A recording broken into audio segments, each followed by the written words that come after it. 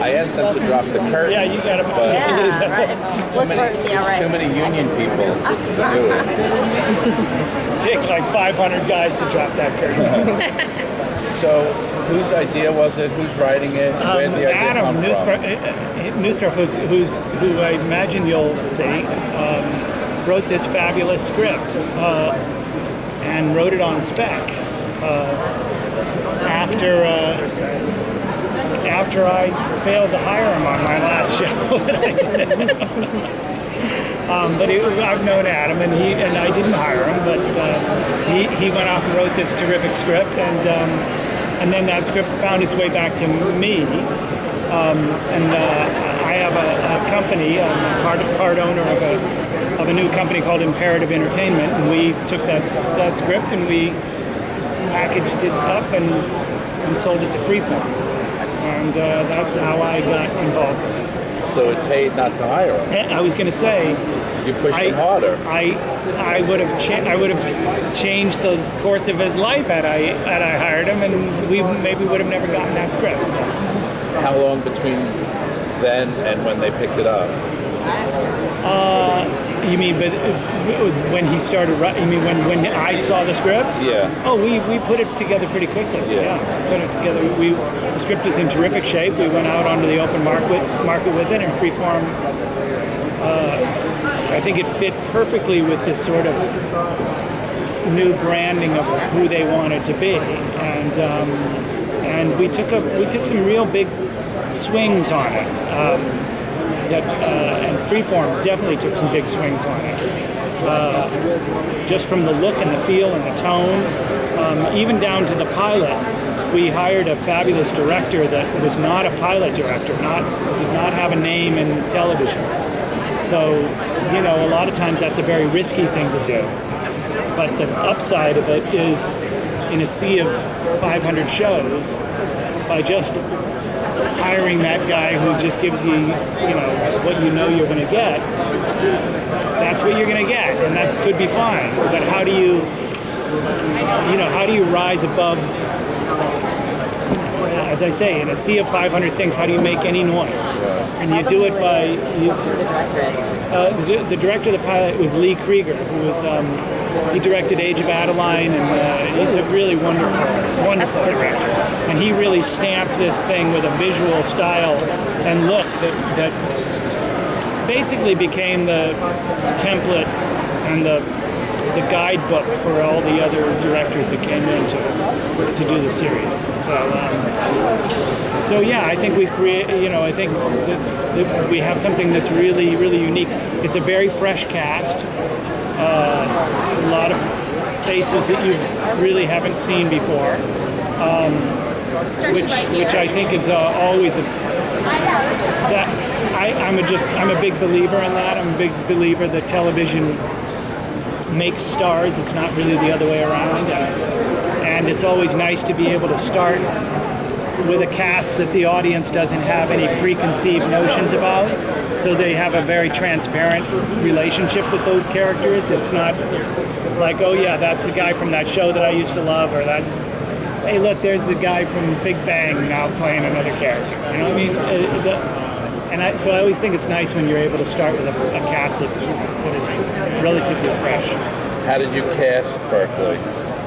He was in a through the basic normal process. He was found by the casting director.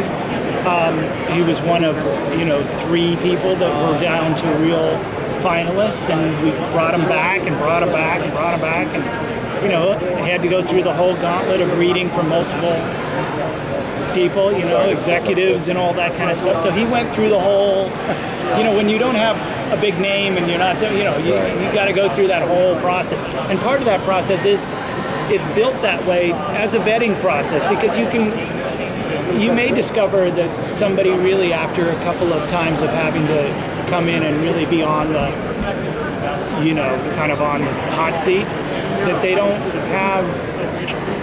can't withstand that process.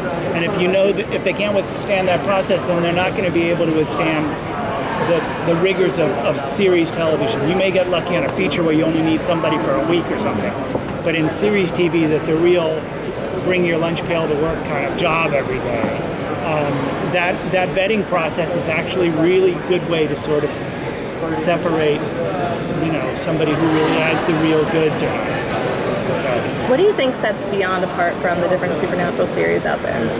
well, first of all, it's got this kind of tonal quality that, Adam was really very influenced by the Spielberg and Amblin's show, stuff from the 80s.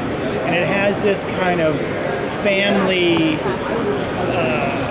very warm, sort of family, glowy kind of feel to it. But the thing about it, the supernatural part of it that I really loved is how grounded it is. His character Holden crosses, when he goes into a coma, he goes into another realm. And so when he comes back, he's able to have these powers. And what that says to me is that those powers may be available to all of us if we were able to cross into, a nether world and come back. And so there's a kind of grounded quality to it, to that I really love. Tonally, it's got a little bit of everything. It's got a lot of action and a lot of intrigue and a lot of thriller qualities. But it's also got this family drama thing. And it even has, a fair amount of humor based on the idea of a character who has lost 12 years of his life. When he went into the coma, he was 14 years old or 13 years old, whatever. And he comes out and he's now a grown man, but he's still psychologically and emotionally still this sort of adolescent kid. And there's real humor in that. Like, how do you talk to girls for the first time? How do you drive and shave and do all the things that you have to do when you're an adult? And to be sort of treated as an adult but not know how to respond as an adult has all kinds of, not only pathos in it, but it has kind of humor as well. So the show tonally is a very large canvas. It's a very big meal. And I think a lot of shows, they function on one or two tones, They can be a thriller or a heavy action drama, but they don't do kind of family drama and comedy. And this one has kind of all of it mixed together.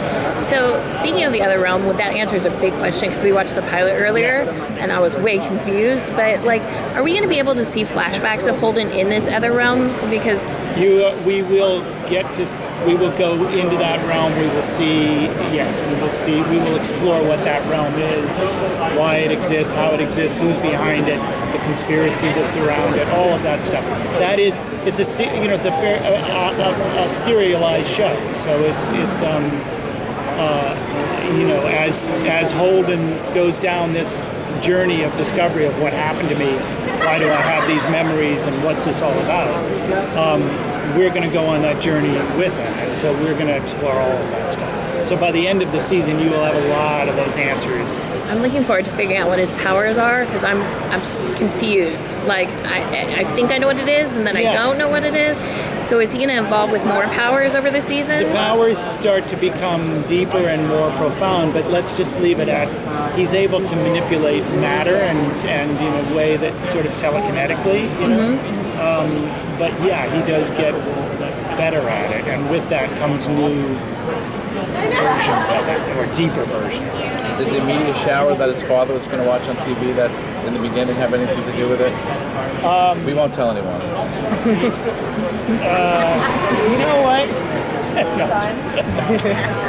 I mean, it does feel like an alien kind of a thing, and that's fun. I mean, that's fun to see just how far that goes and whether we actually do tap into that. And it's all the stuff that I think we'll have people talking about. What did that meteor shower ever have to do with it? Well, I was upset at the end because we have to wait months now. Yeah. I know. It's not right. I know. But thankfully the audience won't, because they're going to get to see it, And why do you think people should watch the show? What would you tell people? What would be the hook line? Oh, I mean, for me, there's, besides the fact that it's super fun and well-made television and with a great cast, and it gives you a little bit of a meal of everything. Besides that, the idea, even the word beyond, this show explores the biggest questions that we all have in life, is what lies beyond this life, whether that's the afterlife, or is there another dimension that we enter into, and you know, it's really about those deep questions that all of us have of what's beyond my existence. So, You're talking a little bit about that conspiracy. Anything you can tease about where we're going to see that storyline going this season? well, I mean, other than to say that he, you know, Holden is wanted by people who think he has the answers to what was behind, what was in that other realm, and that the people that want him, that's where our conspiracy, and that's sort of. So no, I can't tell you much. It's worth a try. That's basically the answer. Thank you so much. Thank you.